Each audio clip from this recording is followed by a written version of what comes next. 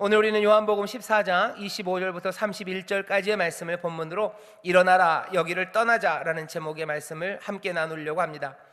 오늘 제목은 본문 제일 마지막에 있습니다. 31절 끝에 보면 예수님께서 제자들에게 오늘 본문의 마지막이죠, 일어나라 여기를 떠나자라고 말씀하셔요. 여기 우리 번역에는 일어나라 여기를 떠나자라고 되어 있지만 조금 좀 더 의미를 더 분명하게 하자면 이런 겁니다.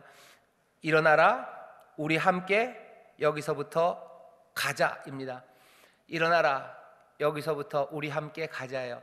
순서대로면 일어나라 우리 함께 가자 여기서부터 이렇게 되겠죠. 자, 오늘 이 말씀을 함께 우리가 읽고 이 말씀을 우리에게 주셨습니다.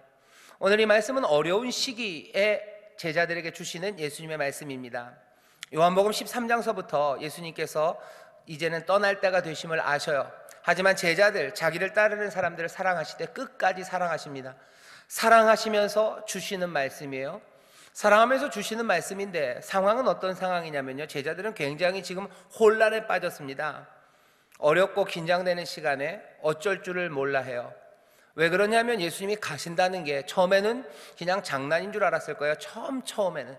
하지만 시간이 점점 지나면서 예수님이 그 이야기를 뒤로 물리지 않으셔요. 예수님이 농담하지 않는 분임을 압니다. 그리고 조금씩 더 예수님이 떠나신다는 이야기가 정말로 육체가 떠나시는 거, 정말로 이별, 그리고 그 이별은 죽음 내지는 아주 심각한 사건이 있음을 제자들이 알아요. 십자가의 그 아픔을 아직은 모릅니다. 십자가를 진다는 건 너무 특별하기 때문에 어느 날 갑자기 십자가를 질 수는 없죠. 그러니 거기까지 상상을 못 미쳤지만 예수님이 간다, 나는 간다 하는 그 이야기를 제자들이 이제는 조금은 알아듣기 시작합니다. 제자들은 혼란에 빠져요. 두려움과 절망의 시간입니다. 왜냐하면 이제는 혼자 남을 것 같아요. 우리끼리 남을 거예요. 우리가 사랑했던 예수님 떠나갈 겁니다. 예수님이 우리에게 주셨던 새로운 삶들, 또 예수님 안에서 하나님으로부터 받은 미래에 대한 모든 소망들, 그 소망은 이제 끝날 거라고 생각하는 거죠. 우리는 부모 없는 아이들처럼, 고아들처럼 그렇게 남을 거라고 생각해요. 우리를 돌보는 사람들도 없을 거고, 이제는 우리가 사랑할 사람도 없을 거고, 우리를 사랑해 줄 사람도 없을 거라고. 예수님이 우리를 정말로 육체로 떠나는 것이 피할 수 없는 사실이라면 정말로 그런 것 같은데, 정말 그렇게 예수님이 떠나신다면 이제 그런 슬프고 외로운 상황도 피할 수가 없다고 생각합니다. 그러니 마음은 무거워요. 그리고 앞날은 어떻게 될지 모릅니다. 어렵고 힘드는 긴장의 시간, 앞이 안 보이는 때입니다. 예수님께서 이 제자들을 향해서요, 지금 죽음을 하루 앞둔 밤입니다. 이제 내일이면 몇 시간 안 있어서 겟세마네에서 기도하실 거예요. 몇 시간 안 있어서 세상에 있는 모든 죄를 다 짊어지고 그 십자가 그 위에 달릴 예수님이셔요. 준비할 게 참 많습니다. 하지만 이 예수님께서는 이 제자들의 슬픔과 아픔들, 그리고 앞이 보이지 않는 그 혼란과 방황을 그냥 두실 수 없어요. 두려움과 염려, 그리고 절망 가운데 있는 이들에게 예수님이 말씀하셔요. 그러니 이 말씀은 들을만 합니다. 그리고 특별히 오늘 이 시간, 이 시절을 살고 있는 우리에게는 더더군다나 들어야만 되는 말씀입니다. 두려움의 시간이에요. 염려예요. 절망이에요. 앞이 어떻게 될지 모릅니다. 외롭게 걸어갈 것 같아요. 그리고 어떻게 감당할 수 없는 것들이 우리 앞에 있을 것 같습니다. 그때 예수님께서 멈춰 서셔서 제자들에게 주신 말씀이죠. 뭘 그러냐고, 그런 거 아니라고, 그렇게 그냥 눈치고 넘어가지 않으셔요. 그냥 괜찮아라고 위로하지 않으셔요. 주님께서 제자들에게 주시는 말씀은 분명한 지식, 확신에 근거해서 주시는 말씀입니다. 어떤 지식입니까? 아시는 바가 뭡니까? 하나님의 사랑, 예수님의 사랑하시는 하나님 아버지의 사랑과 예수님의 사람들, 그 제자들을 사랑하시는 하나님의 사랑, 그 사랑이 변치 않는다는 걸 아셔요. 그 사랑이 영원하다는 걸 알아요. 그리고 그 사랑이 반드시 승리를 가져올 것을 예수님 확신하십니다. 그 사랑에 대한 확신으로 제자들에게 지금 주시는 말씀입니다. 이 제자들에게 뭐라고 하는지 우리가 귀 기울여 들어야 됩니다. 그래야 예수님이 안 계신 상황에서, 그 아픈 어둡고 두려운 그 상황에서 우리가 어떻게 살아야 될지 우리도 배웁니다.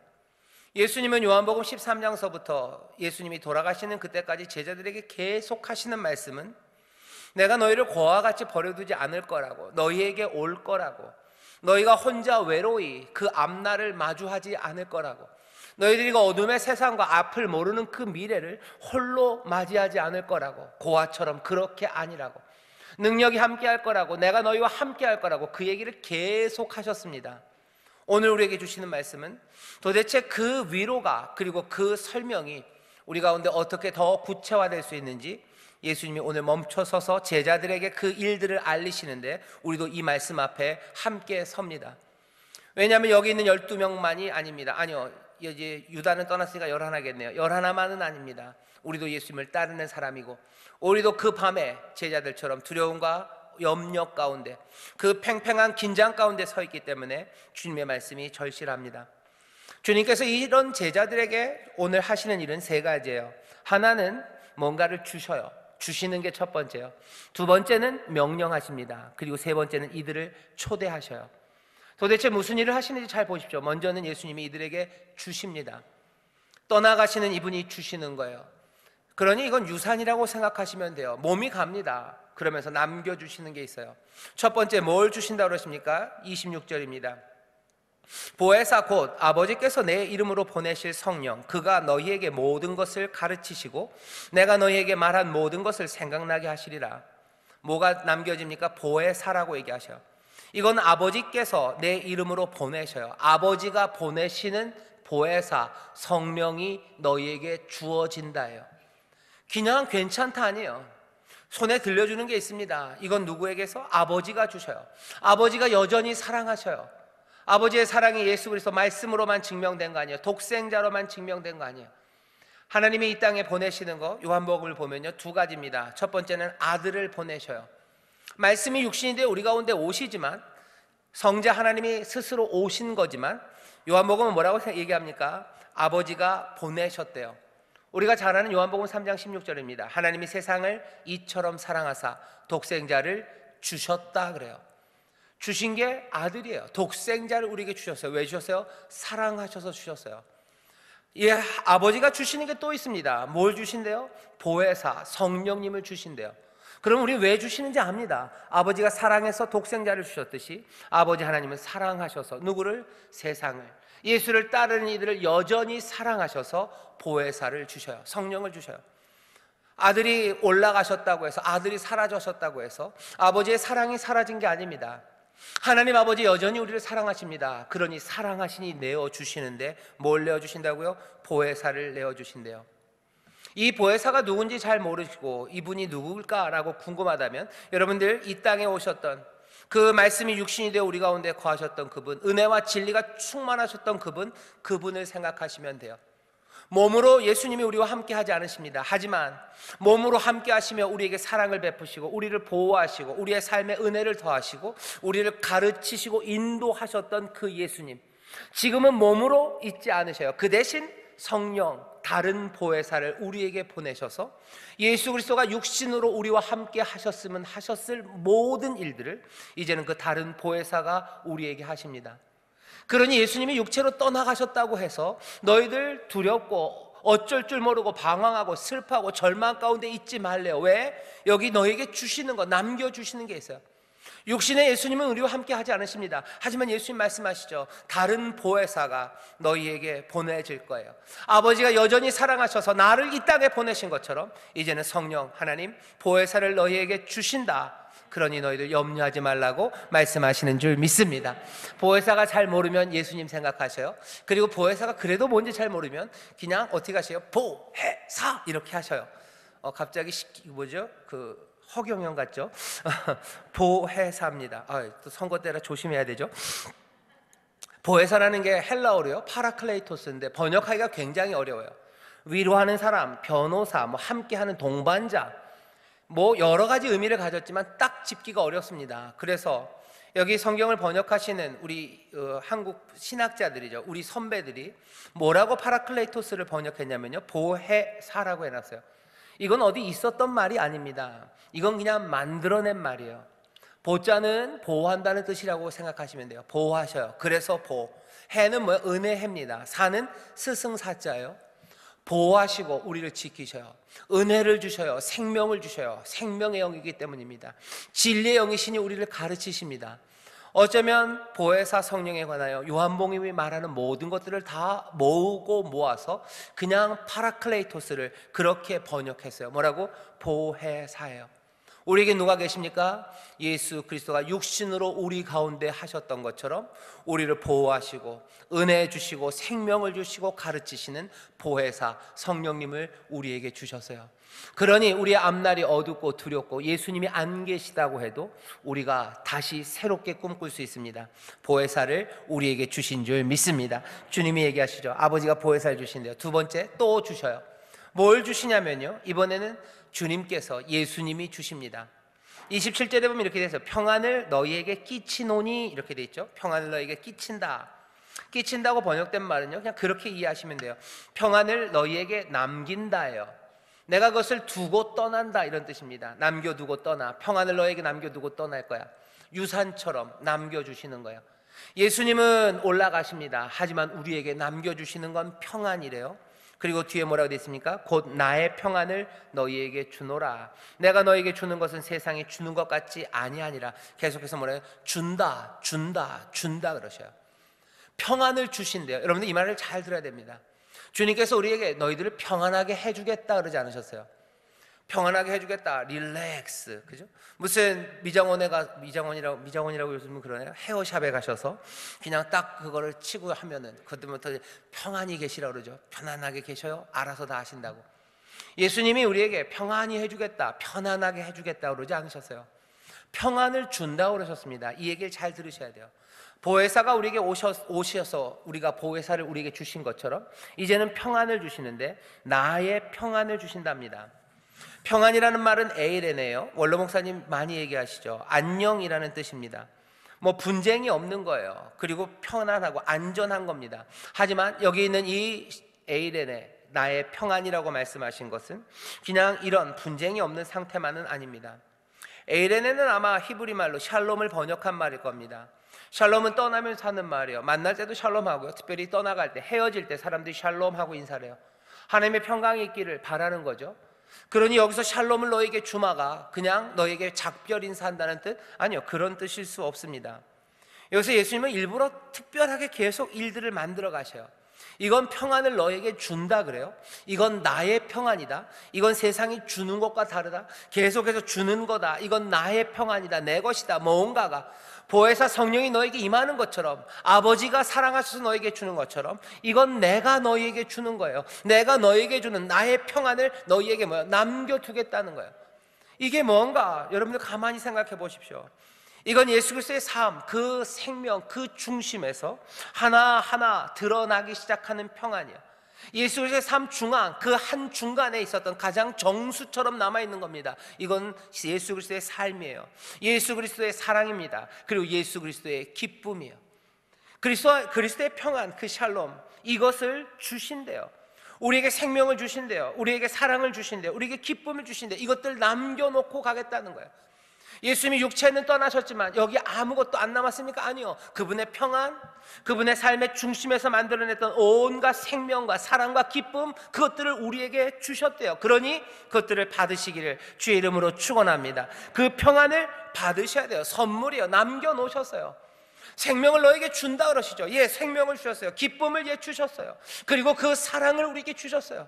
이것들 놓치지 마시고 붙잡으시기를 주의 이름으로 축원합니다. 우리에게 주신다고 그러셨어요. 그리고 정말로 성령을 우리에게 주신 것처럼 정말로 이 평안을 우리에게 주시는 줄 믿습니다. 제자들에게 알리시는 거예요. 성령을 너에게 준다, 내 평안을 준다, 이것들 가져라 말씀하시죠. 여기서 끝나지 않아요. 세 가지라고 그랬죠. 첫 번째는 주셔요. 그냥 뭐 잘 살아라라고 가신 거 아니에요. 주시고 가셔요. 그리고 두 번째입니다. 예수님께서 이들에게 하시는 말씀은 명령이에요. 오늘 이 말씀을 읽어보면 예수님께서 이 제자들에게 약한 명령 하나, 그리고 좀 강한 명령 하나, 두 가지 명령을 일단 주십니다. 첫 번째 약한 명령은 보혜사 성령과 관련되어 있어요. 보혜사를 우리에게 주셔요. 그런데 가만히 보십시오. 보혜사가 하시는 일은 모든 것을 가르치신대요. 내가 너희에게 말한 모든 것을 생각나게, 기억나게 하신답니다. 적어도 오늘 본문에서는 그렇게 얘기하셔요. 성령이 가르치셔요. 그리고 우리를 기억나게 하셔요. 약한 명령입니다. 숨어있죠. 그러니 우리는 배웁니다. 그리고 우리는 기억합니다. 배우는 우리에게 가르치실 거예요. 기억하는 우리에게 기억나게 하실 거예요. 우리에게 기억나게 하시니 우리가 기억할 겁니다. 우리를 가르치시니 우리가 배울 겁니다. 선후가 애매합니다. 그래서 약한 명령이라고 그랬어요. 하지만 우리가 놓치지는 않죠. 우리는 배우라는 말을 지금 듣고 있어요. 얘들아 배워라, 얘들아 기억해라 라는 말을 들어요. 성령님이 너희를 가르치실 거다, 성령님이 너희를 기억나게 하실 거다, 그 말씀을 지금 우리가 듣습니다. 미래를 살아가는 사람들, 어두운 세상을 살아갈 우리 두려워하는 사람들에게 주님이 주시는 명령이에요. 성령님 너에게 주시니 너희들 배워라, 성령님 너에게 주시니 너희들 기억해라, 기억나게 하신다, 그리고 너희들을 가르치신다. 여러분들 배우시기를 주의 이름으로 축원합니다. 기억하시기를 주의 이름으로 축원합니다. 성령님 우리를 도우실 줄 믿습니다. 어떻게 도우시는지 우리가 압니다. 여러분들 생생하게 기억나는, 생생하게 끌어오르기 시작하는 주님의 가르치심이 있어요. 어떤 때는 말씀 읽다가 깨닫습니다. 요즘 말씀 쓰기 많이 하시죠? 말씀 쓰기 하다가 그냥 그 말씀이 살아있어요. 한 번도 들어보지 못한 것 같아요. 병력처럼, 번개처럼, 천둥처럼 내 영혼을 때릴 때가 있어요. 내가 왜 이걸 몰랐을까 하는 것들이 깨달아집니다. 배우는 거예요. 그리고 거기에서 생생하게 그 진리의 말씀과 은혜의 말씀이 들려요. 전에는 그냥 밍밍했던 말씀들이요, 그냥 훅 펼쳐지기 시작합니다. 그것들이 내 삶에서 어떻게 적용될지가 보이기 시작해요. 내가 왜 그리로 살아가지 못했을까가 가슴치게 만듭니다. 이 일이 뭐예요? 성령님이 우리에게 행하시는 일입니다. 이 은혜가 우리 가운데 함께 하시는 줄 믿습니다. 보혜사가 우리를 가르치셔요. 그리고 기억나게 하십니다. 이 일로 나가시기를 주의 이름으로 축원합니다. 이 자리, 예배하는 자리는 어떤 자리예요? 하나님의 영이 함께 하시는 자리예요. 성령님이 이곳에 함께 하십니다. 그러니 우리는 앞날을 살아갈 수 있는 거예요. 성령님이 이곳에 뭐 하셔요? 우리를 가르치셔요. 성령님 우리를 뭐 하셔요? 기억나게 하셔요. 예배하면서 우리는 그러니 배웁니다. 그리고 우리는 기억합니다. 이전보다 생생한 거예요. 말씀을 통해서, 설교를 통해서, 어떤 때는 찬송을 통해서, 어떤 때는 장로님 기도하는 것 통해서, 어떤 때는 찬양대의 찬양을 통해서, 어떤 사람들은 들어오면서 성실하게 섬기고 있는 우리 남성교회, 여성교회 그 재직들을 보면서 성령이 우리를 배우게 하셔요. 그리고 우리를 기억나게 하셔요. 예수님의 말씀이 생각나게 하셔요. 겸손으로 섬기는 것이 무엇인지 우리로 보게 하셔요. 말씀을 들으며 깨닫게 하셔요. 찬양 중에 우리의 영혼을 흔들어 놓으십니다. 그러니 예배가, 성령 안에서 드려지는 예배가, 성령의 인도하심을 받는 예배가, 성령이 가르치시고 기억나게 하시는 그 예배가, 생생하게 우리의 삶을 일으켜 세우는 예배가 두려워하는 자들로 하여금 이 세상을 맞서 살아가게 하고, 고아처럼 살아가는 것이 아니라, 외롭게 살아가는 것이 아니라 주가 함께 하심을 보게 하는 예배인 줄 믿습니다. 예배 때 그래요. 찬송 때 그렇습니다. 가정에서 예배할 때도 마찬가지요. 사순절 기간, 아니면 무슨 대강절 기간, 교회가 왜 그런 기간들을 정합니까? 다른 거 아니에요. 더 간절히 성령의 가르치심과 성령의 기억나게 하심을 사모하며 그 시간들을 붙잡는 겁니다. 다시 한번 어려운 시절, 외로운 삶을 앞에 놓고 있는 예수님의 제자들에게 주시는 말씀이에요. 배우시기를, 기억하시기를 주의 이름으로 축원합니다. 성령님이 가르치시고 기억나게 하실 줄 믿습니다. 약한 명령이었어요. 강한 명령은 뭡니까? 27절이에요. 예수님이 자기의 평안을 주신다 그러죠. 평안을 주겠다, 너희들 그냥 릴렉스, 평안하게 살아라. 뭔가 이렇게 센티멘탈하게 지금 말씀하시는 게 아닙니다. 27절을 잘 보면요, 27절이 굉장히 막 이상합니다. 그냥 평안을 주니까 편안히 살아라, 그리고 등 두들겨주면 될 것 같은데 27절은 안 그래요. 평안을 너희에게 끼친다, 남긴다, 유산처럼 너희에게 주고 가겠다는 거예요. 나의 평안을 너희에게 준다. 내가 너희에게 주는 것은 세상이 주는 것 같지 않다. 계속해서 주신다죠. 그리고 뭐라고 얘기하십니까? 평안을 너에게 준다. 그 다음은 너희는 마음에 근심도 말고 두려워하지도 말라. 근심하지 말아라, 두려워하지 말아라. 이 이야기를 여러분들 잘 들으셔야 돼요. 이건 여기서도 보니까 명령이죠. 명령입니다. 이 명령을 조금 구체적으로 설명할 필요가 있어요. 이건 3인칭 명령이에요. 뭐를 향해서요? 너희들의 마음이 두려워하지 않게 해라요. 너희들의 마음이 근심하지 않게 네가 만들어라요. 개 밥 먹여라 하는 거랑 똑같아요. 개 그러니까 강아지 같은데, 그 녀석 밥 먹여라, 그 녀석 그 녀석 좋은 옷 좀 입혀줘라 하는 것처럼 3인칭 명령이죠. 명령이 나에게 오는 게 아니라 거기에 가는 겁니다. 그러니 이렇게 하셔야 돼요. 주님이 우리에게 주시는 명령은 이런 겁니다. 우리에게 평안을 주셨어요. 그냥 할 수는 없어요. 평안을 주시면서 그 사랑과 은혜와 기쁨을 주시면서 하시는 말이에요. 네 마음이 겁쟁이가 되지 않게 해라. 네 마음이 흔들리지 않게 만들어라요. 네가 그것들을 행할 능력을 발견해라요.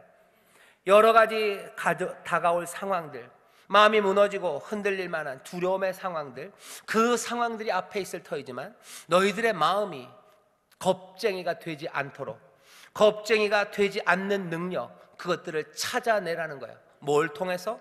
평안을 너에게 주었으니, 내가 너에게 준 그 기쁨 안에서, 내가 너에게 준 그 생명과 그 은혜 안에서, 내가 너에게 준 그 사랑 안에서 어떻게 하라는 거야? 맞서 싸울 용기를, 그리고 맞서 싸울 그 귀한 질서를 너의 마음이 흔들리지 않게 하라는 겁니다. 마음을 지키라는 거죠. 무릇 지킬 만한 것보다 마음을 지켜야 돼요. 왜? 생명의 근원이 이에서 나기 때문입니다. 변화를 받은 사람들, 마음의 변화를, 마음을 새롭게 하고 변화를 받아 하나님의 선하시고 기쁘신 뜻이 무엇인지 찾아가야 돼요. 예수님 말씀하시는 거예요. 그냥 우쭈쭈쭈 하면서 그래 괜찮아 지금 그 얘기 하시는 거 아니에요. 자기에 맞는 평안, 그 평안을 우리에게 주시면서, 자 여기 내 평안이 있다, 내가 너에게 주는 거야, 세상이 주는 것과 달라, 이 평안을 가지면서 이 은혜를, 이 사랑을, 이 기쁨을 가지고서 어떻게 네 마음을 지켜서 네 마음이 겁쟁이가 되지 않아야 돼. 겁쟁이가 되지 않을 그 길을 찾아라요. 네 마음이 혼란하지 않을 그 방법을 찾아라요. 뭐 안에서? 이 사랑 안에서, 기쁨 안에서 그 길을 찾으시기를 주의 이름으로 축원합니다. 마음의 변화를 받아야 돼요. 시편 131편에 보면 그런 말이 있습니다. 131편 2절에 보면 내 마음이 평안하대요. 내 마음이 평안한데 얼마나 평안하냐면 젖된 아이가 어미 품에 안긴 것처럼 평안하대요. 좋죠. 근데 131편 1절을 보면요, 어쩌면 그 이유가 나옵니다. 내 마음이 교만하지 않아요. 내 마음을 높은 데 두지 않아요. 내가 기이한 것, 그리고 놀라운 것, 그것들 찾아 헤매지 않아요. 그리고 2절입니다. 그러고 나서 얘기합니다. 내가 젖된 아이가 어미 품에 앉아 있는 것처럼 내가 평안을 누린다고. 평안하면 어떻게 누려집니까? 마음을 바꾸기 시작하는 거예요. 교만한 마음이 내려옵니다. 왜? 그 사랑과 기쁨 안에서요. 그 생명 안에서 내 마음이 변하기 시작해요. 내 마음을 지켜요. 그러면 두려움이 아니라 사랑에 이끌려 나는 더 이상 앞날의 겁쟁이가 아니라, 혼란으로 넘어지는 사람들이 아니라 마음을 지키는 생명의 사람, 그렇게 고아처럼 아니라 하나님의 자녀처럼 살아갈 수 있는 줄 믿습니다. 마음을 지키라고 명령하시는 거예요. 자, 기억이 되시겠죠? 주님이 뭐라고 얘기하셔요? 2개 주시죠. 성령 보혜사 오셔요. 그리고 평안을 우리에게 주십니다. 그것 받아서 어떻게 해요? 배우며 삽니다. 기억하며 삽니다. 그리고 마음을 지키며 그 평안 안에서 하나씩 다른 길을 걸어가기 시작해요. 그러면 되냐? 만만치 않습니다. 하지만 그래도 될 것 같아요. 그런데 예수님이 얘기하시는 게 하나 더 있어요. 30절입니다. 이후에는 내가 너희와 말을 많이 하지 아니하리니 이 세상 임금이 오겠음이라요. 예수님이 말하는 세 번째로 우리는 넘어가는 겁니다. 예수님이 우리를 초대하셔요. 근데 그 초대하는 그 맥락이 이렇습니다. 세상에 임금이 오겠대요. 세상을 다스리는 자가 온다 하는 거죠. 세상을 다스리는 자가 온다. 어쩌면 공관복음 같은 데서는 예수를 팔 사람이 아마 오는 걸 겁니다. 잡으러 오는 사람들. 하지만 요한복음에서는 그냥 그 모든 것들을 다 묶어서요, 그냥 세상의 임금, 세상의 지배자가 온대요. 세상을 다스리는 자가 옵니다. 하지만 예수님은 그 세상을 다스리는 그 악한 마귀, 그 사탄, 그 악의 세력이 어떻게 될지 이미 말씀하셨었어요. 요한복음 12장 31절에 보면 이제 이 세상에 심판이 이르렀으니 이 세상 임금이 쫓겨나리라. 이 세상의 임금은 쫓겨날 거예요. 악은, 사탄은, 마귀는, 그 하나님을 거역하는 모든 악의 화신들은 몽땅 다 심판받고 끝날 겁니다. 예수님 아셔요. 그 시간이 올 거예요. 그런데 오늘은 뭐라고 얘기하셔요? 그 세상의 임금이 이제 온다 하는 거예요. 세상의 임금이 온다. 악한 이들이 온다. 하나님을 거역하는 일들이 온다. 하나님을 거역하는 온갖 폭력과 그리고 온갖 추함과 그리고 악함, 그것들이 온다 하는 거예요. 미움이 온다, 분노가 온다, 시기가 온다. 사람들을 살인하고 죽이고 모욕하고 침뱉고 온갖 악함이 이제 온다 얘기하시는 거예요. 온다고 얘기하셔요. 그리고 뭐라고 얘기하십니까? 잘 들어보세요. 이 세상의 임금이 오겠습니다. 그러나 저는 내게 관계할 것이 없으니. 온다고 해서 내가 무슨 상관할 것 같냐? 그것 때문에 내가 흔들릴 것 같냐? 그것 때문에 내가 용기를 잃을 것 같냐? 그것 때문에 내가 뒤로 물러날 것 같냐? 아니, 그것 아니다 얘기하셔요. 31절 보면 오직 내가 아버지를 사랑하는 것과 아버지의 명하신 대로 행하는 것을 세상으로 알게 함이로라. 악은 점점 다가오면서 하나님을 향한 반역, 그것들을 드러낼 뿐입니다. 하지만 예수님이 얘기하셔, 나 거기에 흔들리지 않아요. 오히려 그 일들 가운데 이제 더 명확하게 드러나게 되는 것은 예수님께서 정말로 하나님을 얼마나 사랑하셨는지, 얼마나 그 사랑 안에 거하는지, 얼마나 놀랍고 아름답고 그리고 온전하게 아버지의 명한 것을 행하는지, 순종하는지, 세상의 임금은 아버지 하나님께 반역하며 거역하며 불순종하며 다가옵니다. 하지만 그 일들 때문에 여기 예수님이 흔들릴 것 없어요. 오히려 하나님을 향한 사랑과 그리고 그 온전한 순종, 그것만이 분명히 드러날 거라고 얘기합니다. 우리가 여기서 보는 건 십자가예요. 십자가, 거기 세상의 임금이 옵니다. 온갖 불순종과 악의 화신처럼 그 선하고 죄 없는 일을 십자가 그곳에 매달아 놓은 거예요.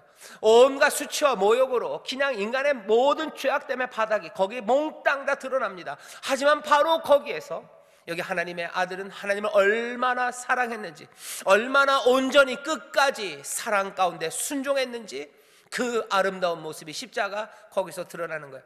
예수님 얘기하시죠. 세상에 임금이 온다. 하지만 그것이 나와 무슨 상관이냐. 오히려, 아니 오직 그것이 내가 하나님을 얼마나 사랑하는지, 내가 하나님의 말씀에 얼마나 순종하며 행하는지 그것들 드러낼 거라고 얘기하셔요. 이 얘기를 제자들에게 넌지시 하십니다. 그러고는 끝이에요? 아니에요. 여기 예수님의 초대입니다. 일어나라. 일어나라는 2인칭 복수 명령이에요. 너희들 일어나라요. 여기 있는 저와 여러분을 향해 하시는 말씀 같아요. 너희들 일어나라요. 무슨 말씀하시는 거예요? 십자가를 보이시는 거죠. 세상의 임금은 내게 올 거야. 하지만 그게 무슨 상관이냐. 내가 하나님을 사랑하는 것과 내 행동이, 내 순종이 얼마나 온전한 것, 그것 드러나는 바로 그것이죠. 그러니 뭐요? 너희들 일어나라요. 그 말씀하시고 끝내지 않으셨어요. 자, 그러니 너희들은 잘 쉬고 있어라. 형아 갔다 올게? 아니에요. 일어나라. 일어나라. 너희들 일어나라. 그 다음입니다. 그 다음은 가자예요. 가자. 이거는 1인칭 복수입니다. 명령이에요. 우리 함께요. 영어로 하면 Let's go입니다. 우리 함께 가자. 일어나라. 얘들아 일어나라. 왜? 너희들만 일어나면 돼요. 왜? 예수님이 이미 일어나셨어요. 이미 갈 길이 분명합니다. 너희들도 일어나라요. 그리고 함께 가자입니다. 이건 초대예요. 어디? 그 다음은 여기로로 되어 있는데요. 아까 제가 말씀드렸죠. 여기서부터예요. 자, 여기서부터 이제 우리 일어나서 함께 가자 얘기하십니다. 이게 마지막이에요. 예수님이 초대하셔요. 사람들은 이 31절에 있는 제일 마지막이 뭔가 좀 이상하대요. 왜? 일어나서 여기를 떠나자. 그 다음엔 어디론가 가야 되는데요. 그 다음 15장 1절을 보셔요. 내가 참 포도나무요 내 아버지는 그 농부라. 긴 설교와 기도가 15장, 16장, 17장 그렇게 길어집니다. 뭔가 장소의 이동은 18장에 나옵니다. 18장 1절에 예수께서 이 말씀을 하시고 제자들과 함께 기드론 시내 건너편으로 나가시니 거기 동산이 있는데 제자들과 함께 들어가니라. 이래야지 말이 된 것 같아요. 그죠? 함께 일어나 가자 하고 그 동산으로 가야 되고, 15장부터 17장은 끼어든 말이고 뭔가 이상하고, 많은 사람들이 그렇게 설명합니다. 이 15장부터 17장이 이 중간에 끼어든 거래요. 요한이 쓰던지 아니면 요한이 그랬을 일은 없고, 이 요한복음을 정리한 사람이 그냥 실수로 15장부터 17장을 그 사이에다가 끼워 넣었다는 거죠. 그건 좀 이상합니다. 사람들을 너무 바보로 알아요. 만만하게 알죠. 이걸 모르면서 그걸 넣었다고요? 이 중요한 요한복음을? 그럴 리가 없습니다. 그럴 리는 없는 것 같아요. 여기를 떠나자 하는 이 이야기는 나중에는 움직이실 겁니다. 하지만 여기 떠나자 하는 이 말씀은요, 우리가 읽은 본문에 그리고 14장에, 아니 요한복음 전체에서 충분히 의미가 있어요. 어떻게 의미가 있습니까? 이런 의미죠. 세상의 임금은 옵니다. 그리고 떠나자는 이 말이 공간복음을 보고 뒤에 요한복음은 어디로 가는지 우리는 알아요. 겟세마네로 가시자는 거죠. 가자는 거죠. 그리고 어디요? 십자가로 가자는 겁니다. 무슨 얘기를 하시는 거예요? 세상의 권세, 그 모든 어려움이 앞에 다가올 거예요. 예수님 확신하십니다. 이건 사랑을 증명할 뿐이에요. 예수님 확신하십니다. 승리를 증명할 거예요. 그러니 그 사랑하는 제자들 향해서 말하실 수 있는 거예요. 이길 전쟁이니 가자고 하시는 거예요. 일어나라. 함께 가자. 어디서부터? 여기서부터. 세상의 권세를 잡으니와 예수 그리스도의 싸움, 그 싸움으로 초대하시는 거예요. 같이 가자 얘기하십니다. 어디서부터? 여기서부터요. 세상의 임금이 오는 이 시간, 어두워지는 이 시간, 앞이 깜깜하고 어찌할 줄을 모르는 바로 여기서부터 시작하죠. 그러면 여기서부터 떠나서 걸어가기 시작하면, 자 함께 가자. 어디로 갈 것 같으셔요? 우리는 그 답을 사실 요한복음 14장에서 이미 들었습니다. 14장 2절 앞에 보시면 이렇게 돼 있죠. 내 아버지 집에 거할 곳이 많아요. 그렇지 않으면 너희에게 일렀으리라. 내가 너희를 위하여 처소를 예비하러 간다. 가서 너희를 위하여 처소를 예비하면 내가 다시 와서 너희를 내게로 영접하여 나 있는 곳에 너희도 있게 하리라. 내가 가는 곳에 그 길을 너희가 알리라 얘기하셔요. 예수님이 가셔요. 그러면서 뭐라고요? 함께 가자고 하셔요. 시차가 확 줄어들기만 했을 뿐입니다. 어차피 예수님이 가실 거예요. 그리고 우리와 함께 가실 거예요. 오늘 얘기하시는 겁니다. 일어나라, 함께 가자요. 어디로? 아버지의 집으로 갈 겁니다. 아버지의 집으로 갈 거예요. 아버지의 집으로 간다는 얘기가 그럼 죽는다는 얘기입니까? 딱 그것만은 아니요. 아버지의 집에 거합니다. 아버지, 하나님 아버지 그 은혜 안에 거합니다. 아버지의 주시는 평안과 삶의 모든 풍요함, 그리고 그 영생 안에 거합니다. 일어나서 어디로? 아버지의 집으로 갈 거예요. 함께 갑니다. 문제는 하나 더 있어요. 여기서 거기는 알아요. 그럼 그 중간의 길은 어떻게 가는 겁니까? 요한복음 14장 4절에서 너희가 그 길을 안다고 그랬는데 우리는 그 길을 압니까? 여기에서 명확하게는 아니에요. 하지만 지금 여기 읽혀진 이 분위기가 우리로 하여금 기억나게 하는 말씀이 있어요.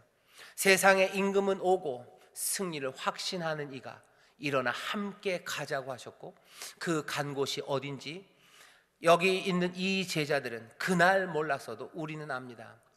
예수님은 어디로 갑니까? 히브리서 13장을 보면 예수님은 밖으로 가셔요. 예수님은 밖으로 나가셨대요. 히브리서 13장 말씀을 제가 읽어볼까요? 13장 12절입니다. 그러므로 예수도 자기 피로써 백성을 거룩해 하려고 성문 밖에서 고난을 받으셨느니라. 그런즉 우리는 그 능력을 지고 영문 밖으로 그에게 나아가자. 예수님 밖으로 가셔요. 예수님 겟세마네로 가셔요. 겟세마네로 가시고 밖으로 가십니다. 밖으로 가신다는 게 무슨 의미인지 여러분들은 아십니다. 밖으로 간다는 건 뭐죠? 밖으로 간다는 건 고통을 피하지 않는 거예요. 숨지 않는 겁니다. 회피하지 않는 겁니다. 사람들은 회피하고 부정하는 일에 굉장히 익숙해요. 그리고 그것이 도움이 된다고 사실은 믿습니다. 예를 들면 안타깝게 돌아가신 분들이 있어요. 조금 일찍 돌아가신 우리 성도들의 장례를 가면 참 어려워요. 성도들이 그분 이야기하는 거 참 힘듭니다. 그러니 그냥 딴 얘기하는 거예요. 교회만 그런 건 아니죠. 사회에서도 마찬가지예요. 어렵게 살다가 돌아가신 분 장례식 가면 그 억울한 죽음들에 대해서 말 못합니다. 그러니 그냥 축구 얘기하는 거예요. 아니면 그냥 술이나 진탕 드시고 오시든지, 아니면 묵묵히 고스톱들 치셔요. 말 안 하는 게 도움이 될 거라고 진심으로 믿기 때문에 아마 그럴 겁니다. 하지만 우리는 다 압니다. 고통을 향해 마주 서야 돼요. 그 앞에 나아가야 돼요. 말하지 않으면 그러면 도울 수가 없어요. 여러 가지 중독의 문제들이 그러죠. 알코올, 포르노 중독들. 말하기 어려워요. 말하는 게 상처가 될 것 같아요. 말 안 하는 게 나을 것 같아요. 아닙니다. 그것들 마주해야 돼요. 정확히 그 반대로 해야 됩니다. 하지만 우리들은 회피하고 도망가죠. 일어나 갑니다. 어디로? 아버지 집으로 갈 거예요. 그러나 그 길은 어떤 길입니까? 회피하고 부정하는 길이 아니에요. 하나하나 밖으로 나가는 그 길입니다. 밖은 고통이 있는 곳이요, 밖은 배신과 그리고 조롱이 있는 곳이요, 그리고 죽음이 있는 곳입니다. 주님께서는 그 성문 밖으로 나가십니다. 일어나라, 함께 가자. 여기서부터 함께 가자. 세상의 임금은 다가오나 여기서부터 함께 가자. 어디로 가는지 우리는 봤어요. 예수님 먼 길 돌아가지 않으셨어요. 그냥 겟세마네로, 그 골고다로 하나하나 그 사랑과 사랑의 승리, 그것들을 확신하며 그리로 가셔요. 그리고 우리를 그리로 가자고 지금 초대하시는 겁니다. 전에 할 수 없다고 생각했던 일들 많아요. 전에 할 수 없다고 회피하고 부정했던 일들입니다. 그 일들을 향해서 가라는 거예요. 전에는 못했지만 지금 어려운 시절이기에 오히려 이 말씀을 우리로 듣게 하시고 이 말씀을 붙잡게 합니다. 그러니 전에 하지 못했던 일들을 오히려 이 어려운 시절, 그리고 이 앞날이 혼란한 이 시절, 주의 말씀과 성령의 도우심과 그 평안을 주셨기에 우리는 어쩌면 더 꿋꿋하게 용기 있게 마주하며 그 일들을 해내기 시작해요. 병문안 가는 거 굉장히 어렵죠. 그리고 병문안을 가고 병든 사람들 위해서 기도하는 일이요, 어떤 때는 좀 편하고 어떤 때는 어렵습니다. 이러면 너무 솔직한가요? 그냥 감기 든 사람 위해서 기도해 줄 때는요, 아무것도 꺼리낌이 없어요. 왜? 웬만하면 낫습니다. 나을 줄 믿습니다 하는데 전혀 부담이 없어요. 근데 이게 무슨 완치율이 50%, 아니 완치율이 한 60%만 돼도요, 기도하기가 맹맹해요. 이거 난다고 그랬다가 안 나면 어떡할까 싶어요. 그리고 아프고 힘들어하는 사람, 그 사람에게 가서 소망을 말하는 거, 그거 참 어렵습니다. 그러니 겁나는 거예요. 그러니 회피하고 부정하는 거예요. 하나님이 낫게 하신다는 말을 못하는 거예요. 회피하는 거예요. 도망가는 거죠. 병문안 가기 어렵습니다. 하나님의 소망 전하기 어려워요. 그러니 어떻게 해야 됩니까? 성령의 도우심, 그 평안, 그거 붙잡고 마음을 담대하게 해야 돼요. 그렇죠? 두려워 말아야 돼요. 그리고 어떻게 일어나라, 함께 가자. 여기서부터 밖으로. 내가 이 일을 했다가 모욕당할 것 같아요. 무시당할 것 같아요. 무슨 목사가 기도하고 그것도 안 되냐라는 그 이야기 들을 것 같아요. 그래서 회피하고 부정하는 겁니까? 아니요. 일어나라, 함께 가자. 여기서부터 밖으로, 아버지의 거기까지. 아버지의 집으로 가는 길은 그 밖으로예요. 그래야 아버지의 집에, 그 은혜 안에, 그리고 그 생명 안에 가는 길이 그렇습니다.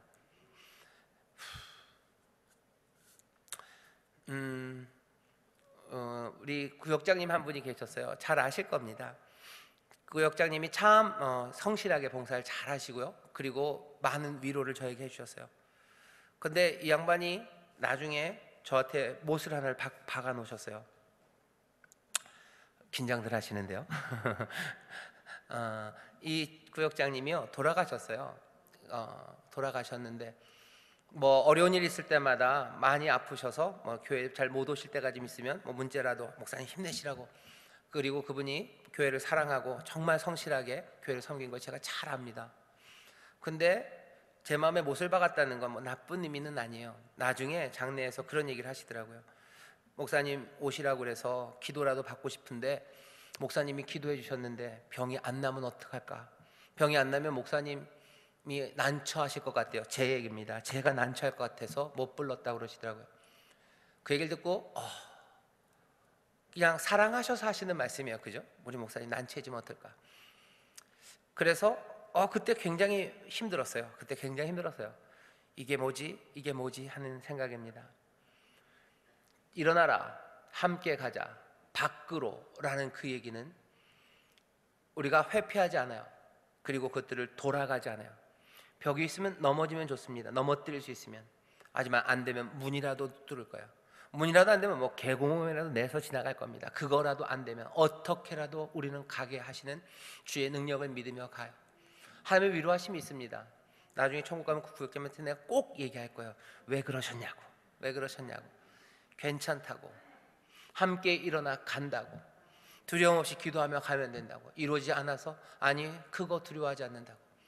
하나님의 은혜 안에서, 하나님의 능력 안에서 주가 주시는 그 평안, 주의 평안과 그리고 보혜사와 함께 내 마음을 지키며 하나씩 주님의 그 초대를 받으며 그 고난 끝에 영광이 있으면 압니다. 어쩌면 무시당하고 세상 사람들이 이게 뭐냐 싶은 그 조롱이 있을지도 몰라요.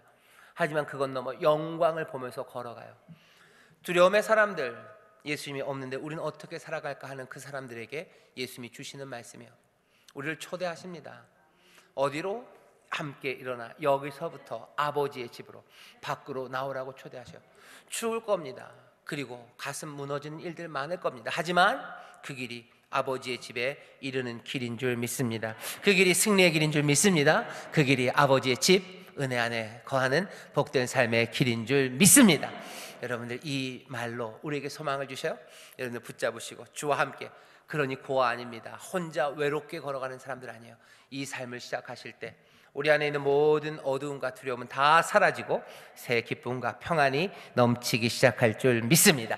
기도하겠습니다. 하나님 아버지 감사합니다. 우리가 어찌 살아야 될지 아버지 고민하는 시절입니다. 하지만 이 고민의 시절이 오히려 주 앞에 나오게 하시고 오히려 전에 없었던 순종의 길로 주와 함께 걷게 하시는 줄 믿습니다.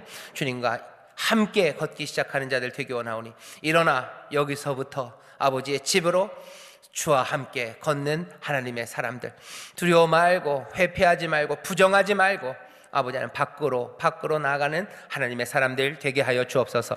성령님 보혜사시오니 함께 하실 줄 믿습니다. 주의 평안이 우리와 함께 하실 줄 믿습니다. 주의 믿음으로 나아가는 자들 승리케 하여 주옵소서. 감사드리며 예수님 이름으로 축복하며 기도하옵나이다. 아멘.